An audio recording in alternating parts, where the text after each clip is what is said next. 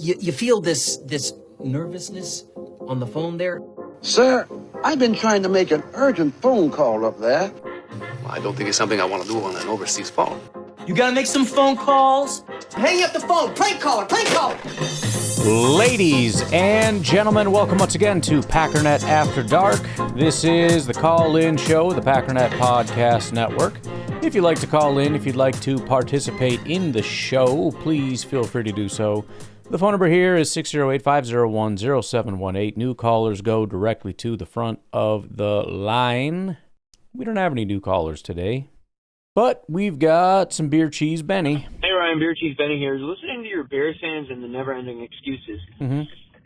And speaking of the Bears, I see that somebody reported one of the Bears people or something like that. I don't know if it was a Bears person. But anyhow, it was, they said in 7-on-7s, Caleb Williams threw 6 interceptions. And you know what it is? It's probably because Ben Johnson made the receivers run more than just slants and curl routes. He probably actually had to throw the ball downfield. And he's a bum. He can't do it. I mean, come on, man. Just wait, man. Just wait till Bears fans come up with more excuses. They'll start blaming the O-line. Well, our O-linemen or they're just run blockers. They're not very good pass blockers. Like, yeah, we told you that. And then, you know, they're like, oh, it's a new system. It's a new system. Oh, give me a break. Just wait for it, man. It's going to happen, dude. But I saw some videos of Jordan Love throwing to Matthew Golden, and it's just too, baby. Amazing, man. Jordan Love also threw out the first pitch at the Brewer game the other day. Yeah, he kind of just lobbed it, man. I mean, I'll be honest. It looked like he just was like, I feel like he could throw a little heater, man, in there, but. Well, it's a whole different thing. I mean, some quarterbacks are former baseball players and whatnot, but throwing a baseball and throwing a football, completely different mechanics, and I don't think he wants to try to burn. Well, first of all, I don't think usually ever do that. Throw it as hard as you can, unless you're a smaller child or something. But, I mean, you're just setting yourself up to look real stupid. So, yeah, you just kind of lob it in there and hope you don't look like an idiot. I think everyone assumes, well, you're a quarterback. This better be really good. I don't know, man. It's a whole different deal. Probably more than or would expect it to be better than your average person. But, people are reading a lot into that. Like, real high expectations because he's a quarterback. He didn't want to, and that's fine. But it was cool. Cool to see him there, because what was cool is I actually missed that part of the game. I didn't find out till later because they were doing the God Bless America in the 7th inning, and all of a sudden, the camera goes to Jordan Love. I'm sitting there, I'm like, wait, that's Jordan Love, dude. I'm like, sweet, he's at the game. So, yeah, that's all I gotta say. But yeah, dude, Bears still suck. Go back, go. Yeah, the Bears and like I said, the Vikings thing, it might just be some troll accounts. I don't know. But the Vikings thing, somebody just sent me another one today. I think it might even be the same account. It might just be the same troll going through the same stuff. Who is this person? Give me 1 second here. Cam. It's at 42CYC. This might be the same guy just being an idiot. But J.J. McCarthy is making impossible throws emoji. NFL coaches have stated they have never seen anything as close to Mahomes as J.J. is. I guarantee that's a fake quote. The Vikings have a superstar. It might even just be trolling because that's the most absurd thing. It's another play where if you look at it, first of all, this is probably a sack. He tries to throw. Hold up. Let me go back. You can probably hear it a little bit. He's trying to throw a pass, which, again, the first question is, should you have let it go? He kind of panics. He tucks it. Probably would have been a sack, but the defense has to kind of back off. He rolls to his right. He does not look supremely athletic at all. In fact, this is probably a second sack because the guy chasing him starts basically walking to let him get away. Then he throws a little off the back foot kind of a thing, which, again, nobody's ever done it except Mahomes. Yeah, except Caleb Williams does it all the time, and he looks, I mean, look, I'll talk trash about Caleb. He is one of the most impressive, maybe even more so than Mahomes in some ways. You know, there's an element of actually doing it to where it works for you, which Caleb hasn't mastered. But just in terms of raw arm talent, I mean, Caleb is shockingly talented. This play here, pretty much everybody has done this, and to much more impressive degrees. I mean, Rodgers did this across the body stuff all the time. Jordan does it all the time. Everybody does this kind of a throw. So, again, it's probably trolling, but I want it to be real. I do, and I did see all the reports about Caleb not looking great. And again, it's not that big of a deal. Rodgers was always terrible in the offseason, and I think on purpose. As one of the guys who the guy with the best touchdown to interception ratio, one of those records that's probably not going to be touched. That dude threw all kinds of interceptions because you just kind of, you're trying stuff, and that's okay. But I'm still going to be laughing about it, especially for a guy who's the only thing he had going for him last year is low interception numbers. Turnover-worthy plays, that's a different story, but low interception numbers for sure.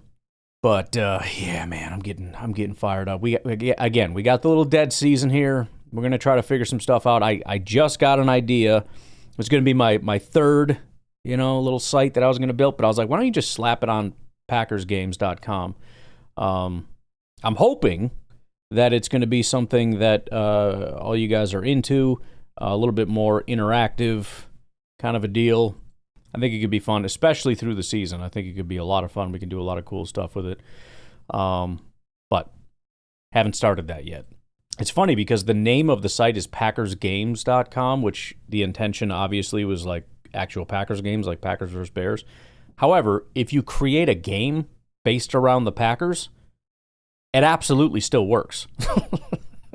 That was unintentional, yet that's probably the direction I'm going to go with that site, is creating different fun games that we can do. So that should be cool. All right, TJ, what's up? Hey, Ryan, TJ from Alabama. What's up? Just kind of checking in, give some random thoughts to get them out of my head. Yeah. In no particular order.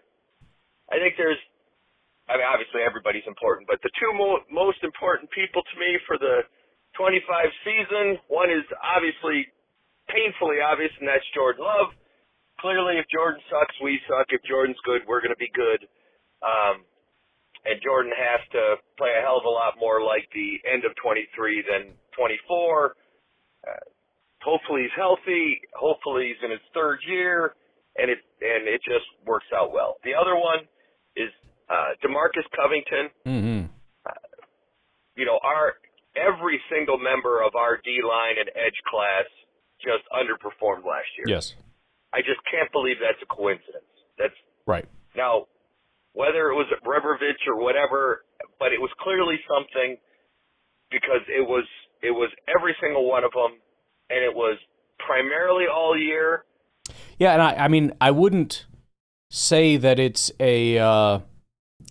I wouldn't say that it means nothing that they fired the defensive line coach. I mean, maybe they just threw a guy under the bus because of the underperforming, but clearly the Packers recognized what we're talking about and identified that as the problem. Maybe they're wrong, but you could very easily look at that and say, look, number one, scheme change. Number two, they got better at the second half of the year. Number three, it was more the player's fault than it was the coach's fault. We thought he did a great job. I don't think they would just arbitrarily fire a guy unless they felt like he was legitimately, if not the cause of the problem. He was certainly not the right guy for getting where we need to be. So I see that as being encouraging. Although there was a little bit of sparks towards the end for a couple of the guys, but for the most part, so Love and DeMarcus Covington are the two most important people to me. Then I've been thinking two quotes. I've been thinking Mr. Green with the "It is time," and I'm thinking Charles Woodson, which good squad. I'm thinking Super Bowl. So I really do think it is time. The draft class of the Rasheed Walkers and Watson, Dobbs, and Zach Tom, they're getting into their contract years. Jordan's in his third year. Not that there's any window that's closing or anything like that, but I do think it is time. It is time for the guys to step up. The people who've been hanging on had a little bit of a down year last year after we've been pumping them up like the wide receivers. It is time. And two kind of wild cards, not really wild cards, but it's obviously just a feeling and it means nothing, but I do think Christian Watson is going to play a role this year. And I don't mean play a role as in he's gonna come back in week 13 and, have 2 catches. I also don't mean he's gonna come in and have 12 touchdowns, but I do think he's gonna come back, and I do think when he comes back, it's gonna make a noticeable difference. And then the last is the draft picks. There's usually one draft pick that stands out above the others, and I'm going with Anthony Belton this year. I think he's gonna be something that's gonna make a difference this year unexpectedly. I would take that. Go Pack, go! I would take that in a second. That was great timing, by the way, right at 3 minutes. Every time I see the 3 minutes, I'm like, oh man, they're gonna get cut off, and then they didn't call back, and then it's like, oh, that sucks. I agree with the it is time thing too. At some point we need to kind of see a turning of the page. I mean, you've been the youngest team in football 2 years running. I'm guessing this will be 3 years, right? I don't think there's a younger team. And that's fine, and that can be good. But it's also a unit that's been together for a long time, right? This is year 2 of the defense. Matt LaFleur's been here forever.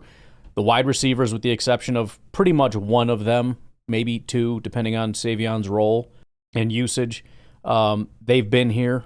There's a lot of cohesion despite being young, because a lot of young guys have now been here for 2 to 3 years or so. And so there needs to be a turning of the corner. I'm not going to say you need to win a Super Bowl, but you need to. What we can't do is at the end of the year go, yeah, well, injuries. Yeah, well, we were young. You can't just do that every year. At some point, we need to take the next step. At some point, we have to move on from, well, you can't really expect anything else to, okay, they're really starting to come into their own. We're starting to see the vision. We're starting to understand, okay, this is the core of the team. And I get that you're building it. You can see that they're still building it. The way that they're structuring the offensive line and the way that they're building that to be a bigger, more powerful offensive line. Belton being a big part of that. Banks being a big part of that. Elton, I think, being a big part of that. I think we got bigger, stronger at the center position. Certainly a better run blocker. Zach Tom, even though that's getting to be a little older, I mean, that was a big part of that. Even though you wouldn't have expected that because he's not a huge guy. I mean, holy cow, is that a big part of that? Hopefully Morgan is a part of that.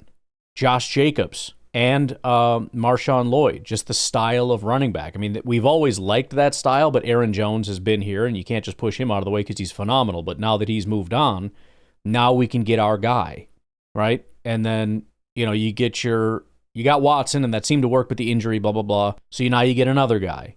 So you got your speed. You got your tight end that they've always wanted in Tucker Kraft. I mean, it's like you look at the wish list. As we've gotten to know Gutekunst and Matt LaFleur, we've gotten to know kind of the style that they've wanted to play for a long time, and they haven't been that team, right? It takes a lot to restructure it. Aaron Rodgers is not really a Matt LaFleur guy. They got Jordan Love because he's a Matt LaFleur guy. I mean, Aaron Rodgers can play in any system, but it's a very system-oriented thing, and Rodgers is looking down on it like, this is bull crap, this isn't how I want to play, and it's like, well, okay, we'll try to work around that. We've tried to work with what we've had, but now we've kind of built it. And defense is not quite that way because now we've got a whole new wish list over there, but I think he's doing a great job of adapting, and we're obviously starting to bring in new guys that fit the scheme. Edger and Cooper, all the safeties, right? Hopefully Wyatt is already a good fit.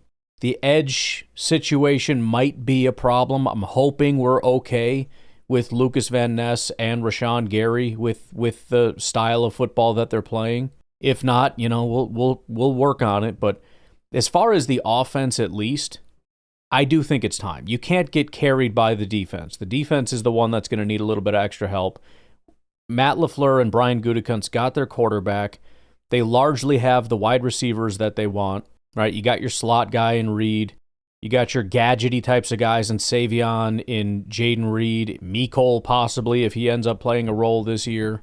You got your speed guy in Golden. And Watson when he's back. Hopefully we have a solid number one receiver, possibly X receiver in Golden. If not, you got Romeo Doubs and Wicks, who we're hoping can kind of really solidify that role.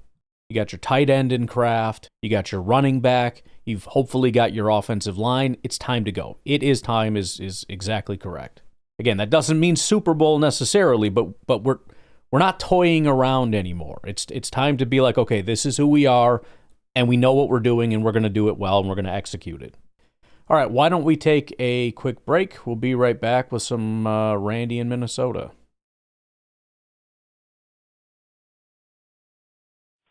Hi, Ryan. It's Randy in Minnesota. Yo. I just got done listening to you talk about your hopes and prayers for Viking fans and J.J. McCarthy. Mm-hmm. Man, I've been saying Viking fans are just Bear fans, but on a higher income bracket. These people, especially you're living on the border. Is that true? I think people in Chicago have a lot of money. I don't know if Minneapolis can keep up, but all right. Oh my God, these people are nuts.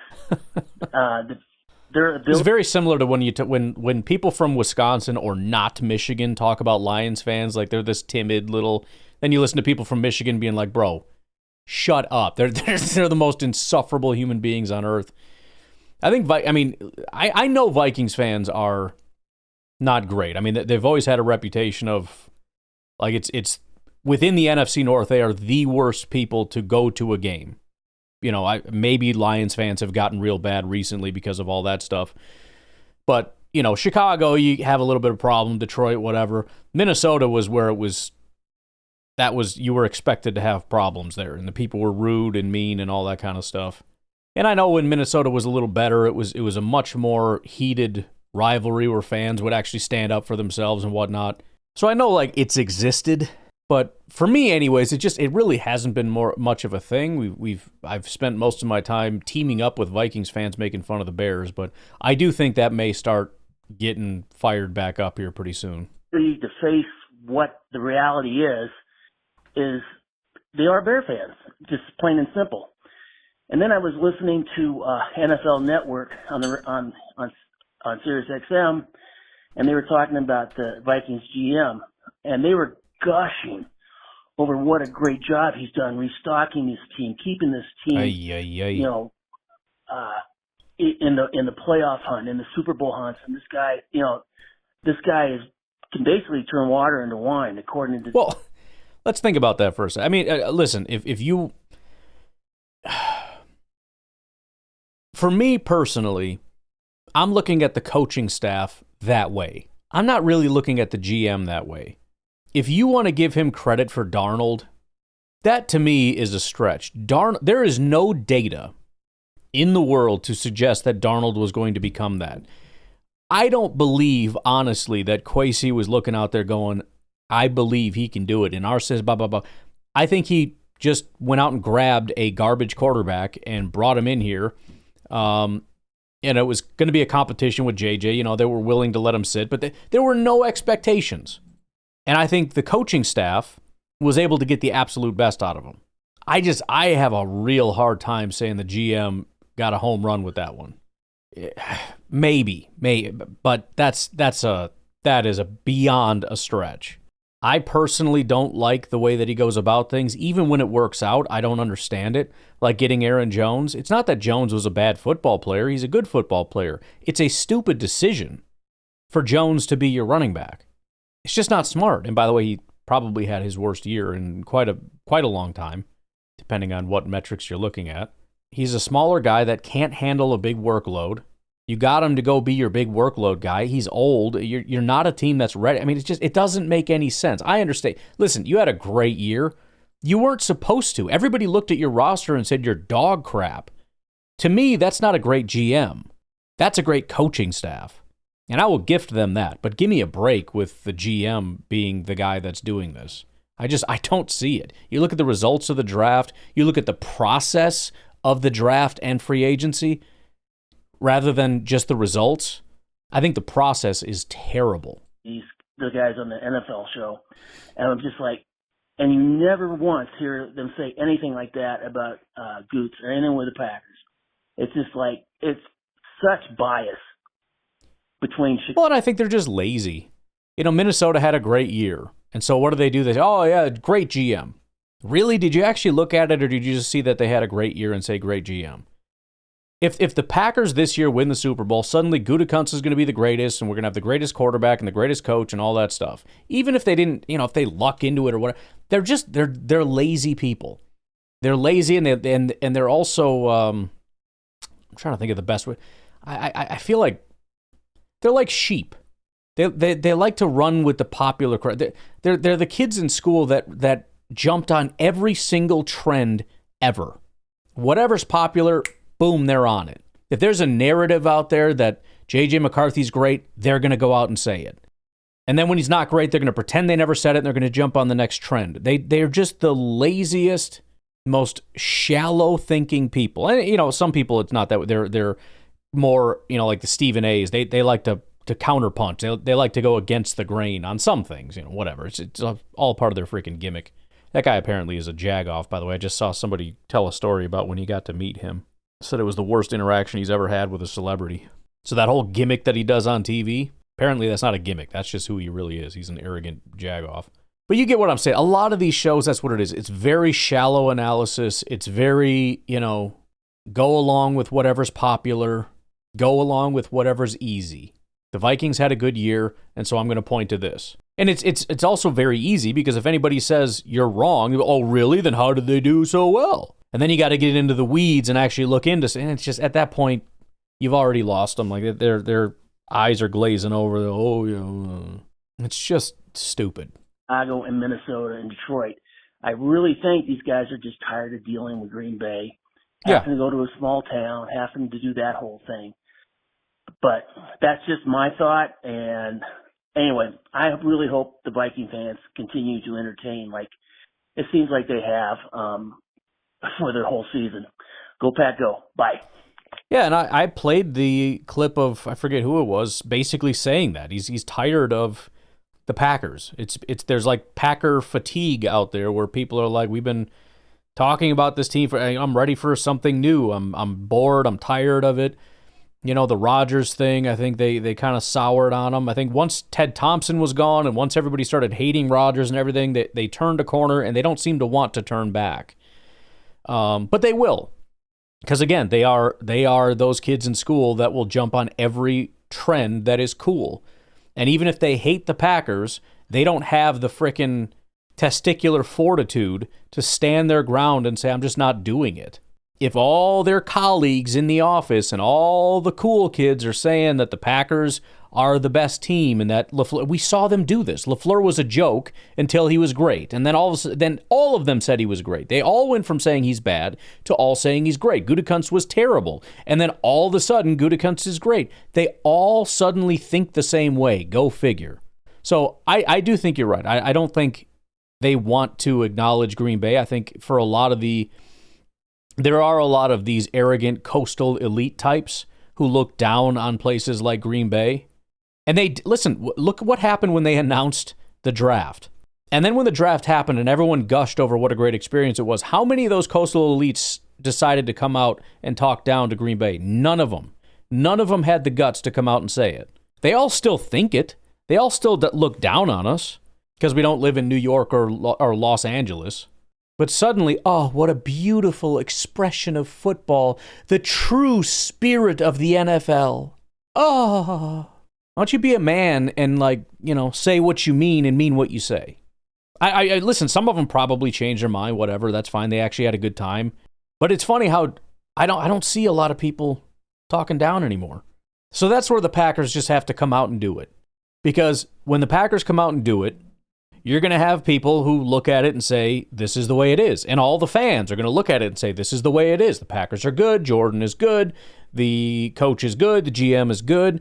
And then all the sheep will come back and down the line and support the Green Bay Packers. As much as they may despise the Packers, despise Green Bay, despise Middle America, whatever the case may be, whether they're tired of the Packers or they hate the Packers or whatever their bias happened, it doesn't matter anymore.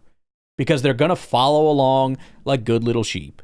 So the Packers just need to go out and do it. And they'll get all the praise that's coming to them. Probably more so. That's usually what happens. Because then it becomes a race of who can say it the loudest. That's where we get all the absurdities. Like, this might be the greatest of all. This is the great. Because now, not only am I like a part of the club, I'm like super a part of the club. Like, I'm the coolest. I'm not just cool. I'm the coolest. Because I say it louder than everybody.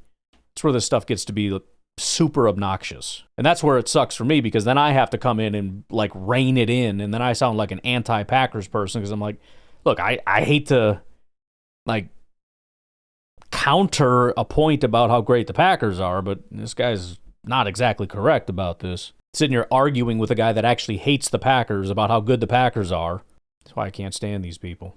But just so, like, in the near future, by the way, we're going to be doing this, and I don't really want to, but there's this massive narrative out there that Jordan Love was actually basically elite last year. Some people in the national media discovered this little thing about Jordan Love and something. I don't know what happened, but it's just exploding everywhere. And I don't want to come in and, like, gosh, I want to just let it be, because it's like, yeah, Jordan Love, but he's just wrong, and I'm not going to let it be.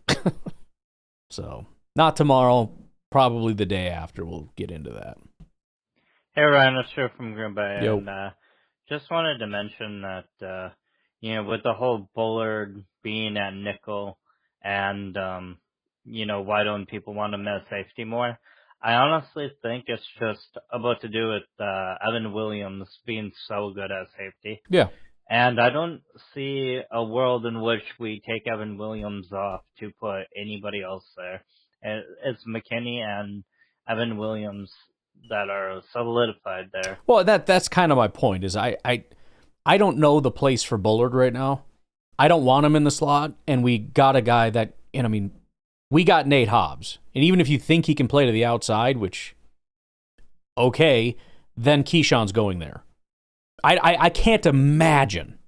I mean, I guess I can imagine the Packers doing it, but it would infuriate me. A world in which we say, okay, the best three is Keyshawn and Hobbs, two slot guys playing on the boundary, and then put our safety, who was terrible in the slot, back in the slot, and Bullard. That is the worst possible scenario. Keyshawn, hopefully Jair, if not Valentine, Hobbs in the slot, Bullard on the bench. It's just, even if, whatever, it just is what it is.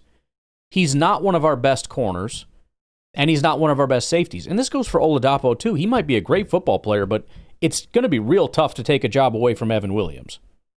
So right now, I think, again, my hope, let's forget the Bullard in the slot experiment.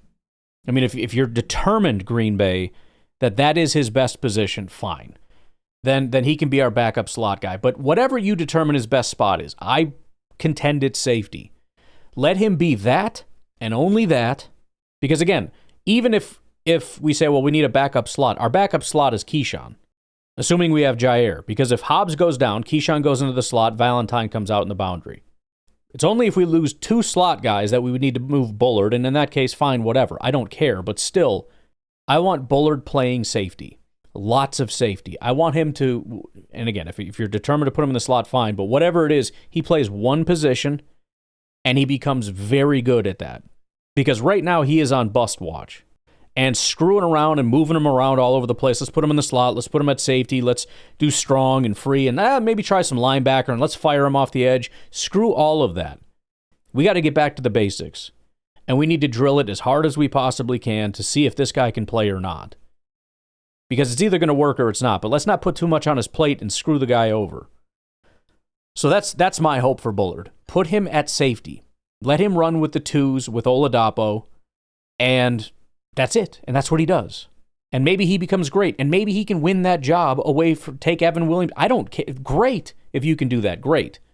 I would love that. But, that is my hope.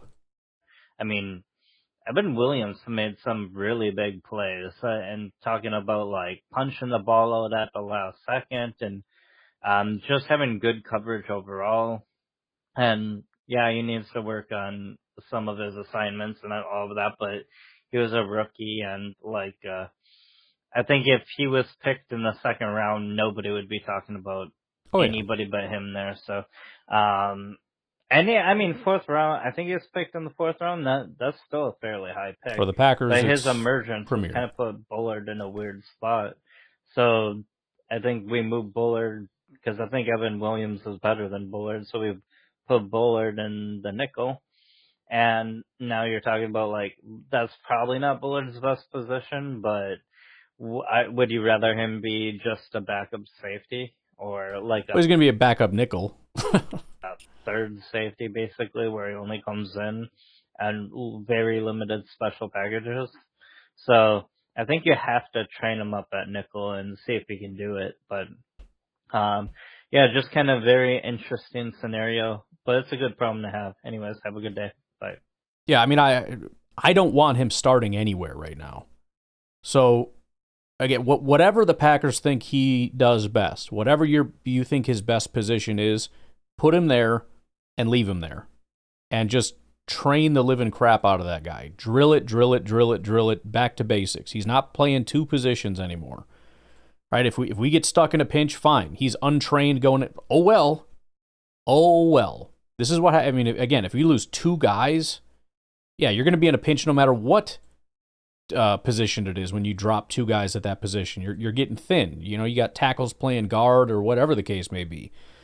So yeah, I mean, whether it's nickel or safety, I have my thought on it, but it doesn't matter. Whatever the Packers believe his best spot is where I'd like him to be. Not out of necessity to the team, like, well, I think, you know, it's most likely he'll end up here or what. I don't care about the rest of the players. If he's a safety, make him a safety. If he's a slot, put him at slot. It's for me, it's that simple.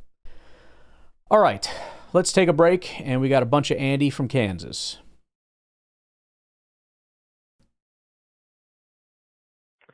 Hey, Ryan, this is Andy here in Kansas. Yo. Sunday afternoon, June 1st.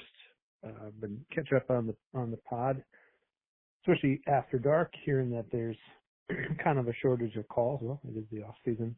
I know you talked a while ago about changing the playoff format and whatever, and I heard a few calls of people still wanting to say something about it. So that's mainly what these calls are going to be about.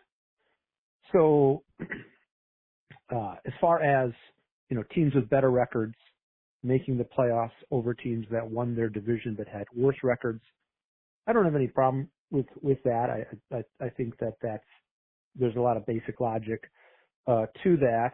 And if the NFL wants to change their playoff format, it wouldn't be the first time. I'll make some calls just to kind of give a little history about some of the things that the league has done in the past. And some of them are fairly surprising about how they dealt with those. So yeah, I mean, overall that would be fine. I think though that the idea of why the NFL should do it kind of has to be carefully explained, and in some ways, the reasoning that I've heard really isn't that great a reasoning. What I mean by this is for example, in 2010, right? The Packers made the playoffs. They were the 6th seed because that was only six teams made from each conference back then. So they had the quote worst record, but they were the team that everybody didn't want to have to face in the playoffs. My point is if somebody says, well, they have a better record, therefore they're a better team, that's not necessarily true.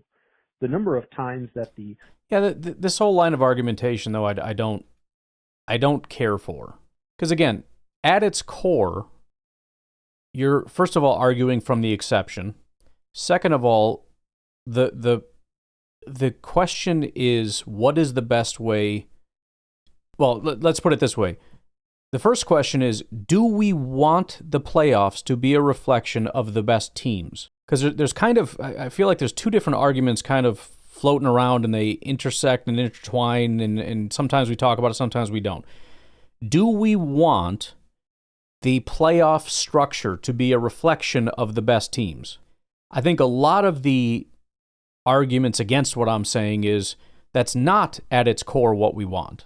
We want the players, we want the teams that win their division, regardless of how that falls. that's one argument in and of itself that I reject. I would rather it be the best teams. If we want the best teams, it is entirely incorrect to say that winning the division is a better way to gauge the better team than the record. They're both inefficient ways of deciding who the best team was. But deciding who won the division is a much worse way to determine how good a team is than record. So pointing out that record is flawed is, to me, irrelevant, because it doesn't make any sense to me to say that, well, I don't want to change it because it's imperfect, and so we should keep it with a much more imperfect system. That, to me, makes no sense.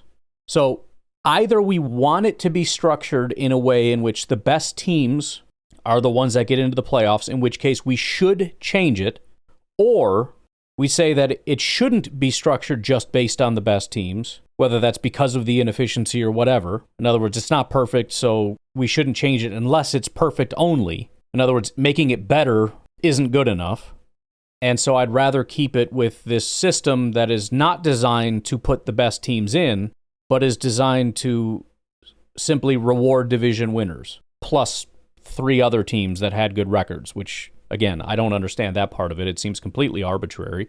I thought we weren't doing that, so I don't understand why they're getting in. Number 1 seed from each conference plays in the Super Bowl are actually quite low. So if the idea of this team makes the playoffs because they have a better record, that's true, but I think that's true of all seeds. How many 7 seeds have won the Super Bowl, or 6 seeds, or 5 seeds, or 4, or 3, or 2? You take any one seed and say, do they usually win the Super Bowl? The answer is going to be no. I don't know what the most prominent is, but it's not going to be any one seed, and it certainly isn't going to be the wild cards. Before they're a better team, I don't actually agree with that being the reasoning. If the NFL says, we simply believe that the top 7 records should be the 7 playoff teams, they can just say that. The idea that the records prove that the team is better, I don't actually think you can prove that. I think that that's a bad reason to make the change in the playoffs. You don't even have to go that far to make a change. It's simply the regular season records are what qualifies you to make the playoffs. I don't think that they need to go any further than that. I'll call back. Yeah, and again, a lot of this, because there are now 7 teams that get in, there really aren't going to be a lot of good teams that aren't in. So it's kind of a moot point, I think would be sort of the best argument against it. And so now we're just talking about a seeding question. Should the 7th seed be a team with a better record than the 4 seed? And to me, that's minor enough to where it's like, okay, well, I guess whatever. I would certainly prefer, which again is why I love the compromise of saying if you win your division, you're guaranteed to get in, but you're not guaranteed to be a 1 through 4 seed. I would absolutely take that compromise, even if it's like an 8 and 9 team. Because again, the team that's getting bumped off is probably a 9-win team. So it's not that big of a difference. So and it's a 7 seed, right? So it's like, should we bump the 8 and 9 7 seed and put in the 9 and 8 7? Like at that point, we're it's whatever. I love that compromise of saying all 4 teams are guaranteed to get in. Otherwise, it's best record, and it's going to be seeded based on best record, with division winner being the first tiebreaker after record. Ryan, it's Andy again. So a couple other things. I believe it's the year after the Packers won the Super Bowl, 2011. The Giants won the Super Bowl, right? They beat us in the divisional playoff. Giants were very similar to us the year prior. They were the lowly team coming in. They were a hot team, and then they went on to win the Super Bowl. We were 15-1. I believe they were 9-7, and they went on to beat the Patriots the second time in the Super Bowl. And yeah, they were a 9-7 division winner. They clearly were good enough to win the Super Bowl. So I don't remember all the other records, and you have to double check to make sure that what I said was correct. I'm pretty. Yeah, and again, the argument isn't necessarily that it's perfect. I mean, if that was the case, we wouldn't need a playoff. We would just hand the team with the best record the Super Bowl trophy. You win. You're the best. We don't know who's going to win the Super Bowl, but we want the best teams to have an opportunity to win the Super Bowl. And you notice that you're highlighting teams that were in the playoffs and would have been in the playoffs in either scenario. The Packers certainly would have. I can't certainly speak for the Giants, but I have a feeling, and especially if we do the compromise thing, if you're saying they won the division, they would have been in. So this playoff scenario that I'm proposing wouldn't have kept them out. And again, nobody is saying that we need to seed it this way because this is the best team and therefore they're guaranteed to win the Super Bowl, because that doesn't make sense, and that's not the argument being made. Again, if we take the same logic to the other ridiculous extreme, why are 4-win teams being left out? You don't know that they're going to be a bad team. Maybe they caught some bad luck and they're the hot team coming in, but they missed the playoffs. There's always going to be teams that are getting hot that are going to miss the playoffs in either scenario. Why not give them an opportunity? Why not just have the regular season and then just have a playoff with all 32 teams, because you never know? So that's the other end of the extreme of that same argument. There has to be a cutoff. There have to be teams that get in and teams that don't get in. And there needs to be a criteria. And again, the question comes down to what is that criteria? And I think the two competing arguments, if we're being honest about it, is number one, the teams should get in based on winning the division, and then 3 random wildcard teams that I don't understand, or the teams with the best record get in. Both of them are trying to determine how we decide which, because they're both trying to determine which are the best teams, presumably. I just think one is more inefficient than the other. Pretty sure that the Giants were not that great of a regular season record. If you change the playoff formatting, is my point, is that, in that situation, the Giants, who had a very poor regular season record, did deserve to make the playoffs, I guess you could say, in hindsight, because they ended up winning the whole thing.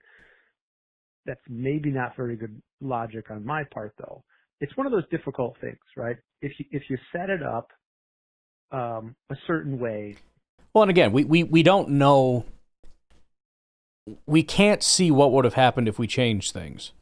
That is to say, if we did open it up to 32 teams, I guarantee you, over the course of, let's say, 50 years, there would have been some crazy scenario where a 6-win team would have gone on to win the Super Bowl. That doesn't mean that the playoff system isn't flawed and shouldn't be changed. You know what I mean? If we decide to propose, okay, 32 teams is too much, we should just have the best teams get in, whatever the scenario is, somebody would be able to call in and point out, well, what about the 6-win team that won? Doesn't that prove that you can't know for sure and all these things? It's irrelevant to me. It doesn't matter. Pointing to the exceptions to the rule, pointing to these outliers, doesn't mean that there isn't a better way to go about and a more efficient way to go about doing things.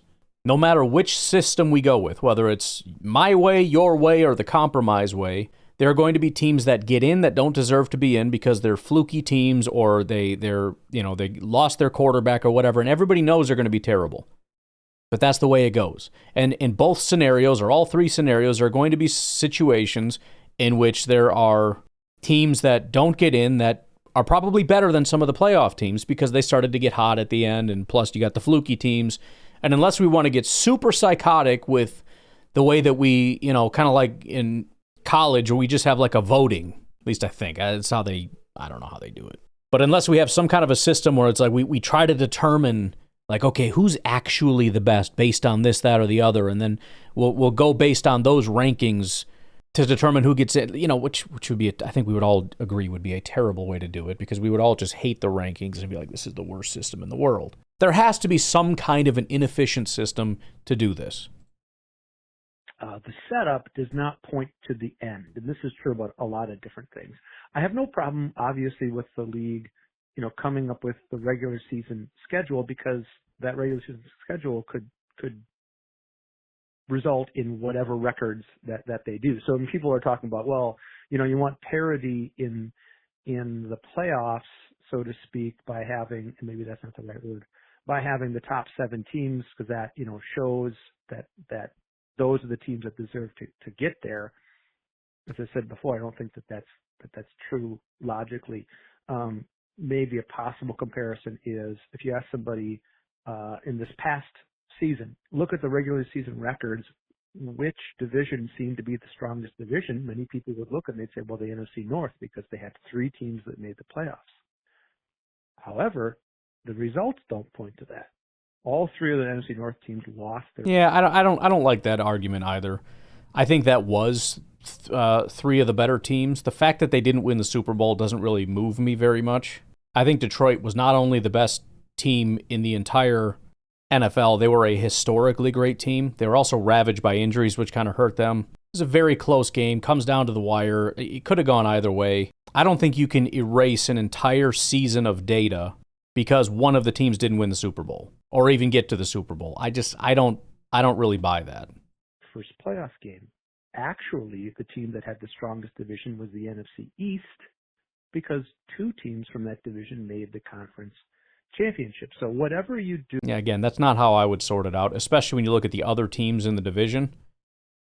Dallas didn't even make the playoffs, and the Giants are one of the worst teams in football. The fact that the two teams happened to get where they got, which if you'd have run that back 10 times, I don't know how many times, again, run that scenario 10 times. Detroit's going to win a Super Bowl in 10 times. You're going to have scenarios with Minnesota and Detroit, maybe. I don't know how the seeding and all that worked, if that ever could have played out. Could have been in that scenario. I can't take a one run-through sample size as the most definitive evidence of a thing. And like I said, wipe out an entire season of data because of a couple, the way the ball bounces a couple times.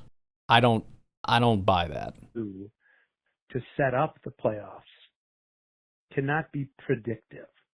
So the reasoning, I would say, behind who makes the playoffs should not be... Maybe predictive is not the right word. I'm trying to think of the word itself. But, right, just because they're the top 7 record does not mean they're one of the top 7 teams. Right. It's just... And just because they won the division doesn't mean they're one of the top 7 teams either. There's a lot of examples where that's not actually true. I think the NFL could make the change in the playoff formatting, and they could just say, we're making a change, and we think that this will make it better. Not because they know it will make it better, just because they think it will. I think that would be good enough in some ways, at least temporarily. Well, and I would go to the extent of saying that we do know that it'll make it better, but we also know it won't make it perfect, right? It's not perfect. It's better. And again, saying that it's not perfect, therefore mine is better, is not how that works. You know what I mean? It's like if two people made food. One made a veggie burger, plain veggie burger, no condiments, nothing, just a dry, cold bun and a disgusting veggie burger.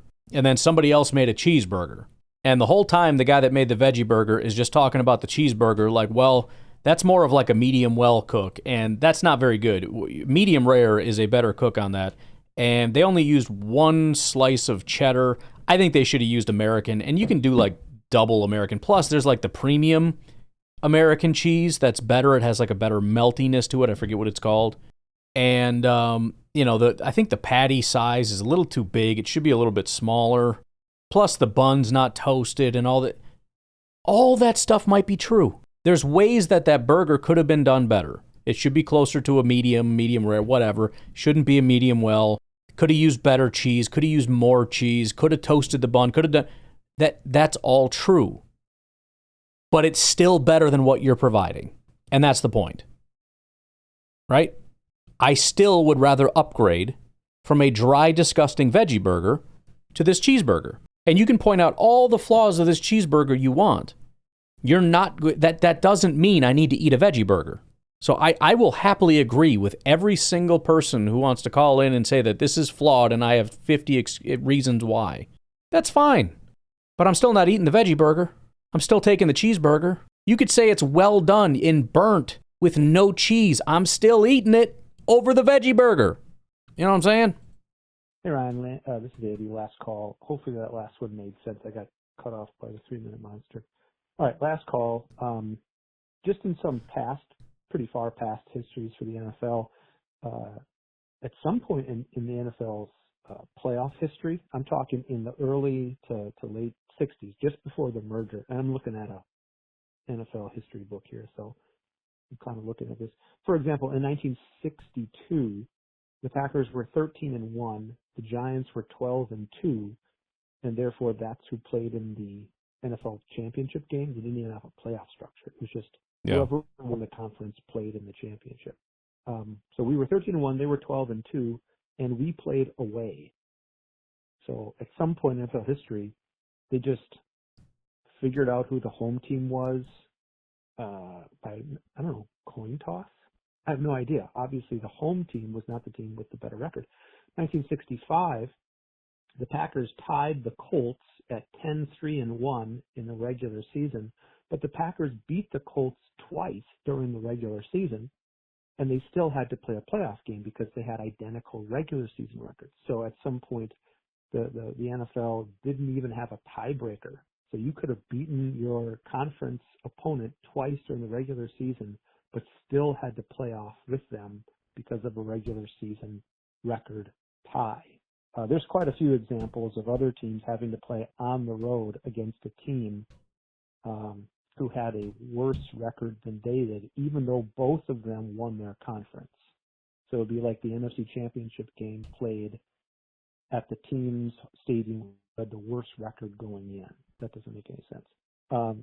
Last thing real quick, the NFL had a rule between 1970 and 1989 that two teams from the same division couldn't play each other in the playoffs at all unless it was the conference championship game. So there were several examples of teams that would have played each other in the divisional round but didn't because they were from the same division, and the NFL delayed that third meeting of the year until they had to meet conference championship. So lots of examples of playoff structure being changed over the years. You want to take a look at that yourself and, just kind of look into that. Kind of fun. All right. Thanks. Bye. Yeah, and, again, it's a question of, okay, is this important enough that we want to make another change? Because, again, probably my favorite argument against it is I'm tired of all the changes, which I can sympathize with. And you could further argue, like I said, it's going to be probably about the same 7 teams no matter what, so it's not worth making some kind of another change. Let's just leave it. I think that's kind of fair. I would still prefer to do something that seems painfully obviously better. And again, I'm more than fine with the compromise. If you win your division, you get in. If you have one of the top, what would it be? Certainly top 3 records, probably top 3, 4, 5, 6 records, whatever. You're also basically guaranteed to get in. There's maybe one scenario where 1 or 2 teams with a 9-win record gets left out while the 8-win team gets in or something. And again, I don't care. And then if you sort it by record, I think that's better than sorting by division winner / record. Because remember, division winner isn't the ultimate decider because you still have to be sorted among division winners by record. I guess that would be the secondary thing, but still.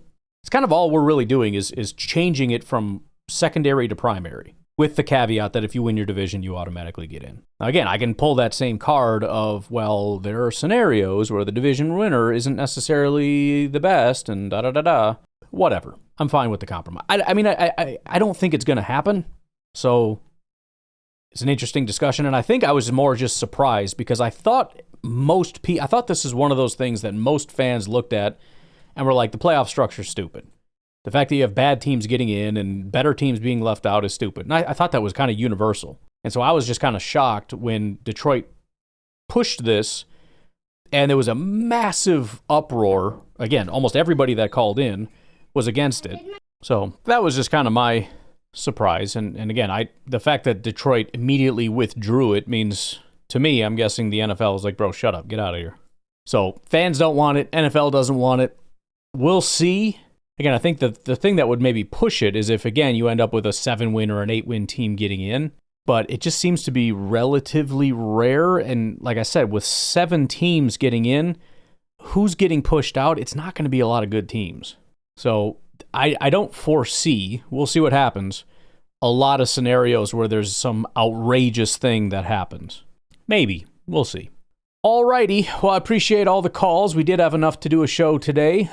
Please keep them coming in because we're still relatively short. I'll just keep using them at the end of regular Packernet shows, unless and until we start getting some more. I've got the OTA notes coming in right now as we speak, so I'm going to get going, get working on some notes, and get tomorrow's podcast up and running. You guys have a good rest of your night. I'll talk to you tomorrow. Have a good one. Bye-bye.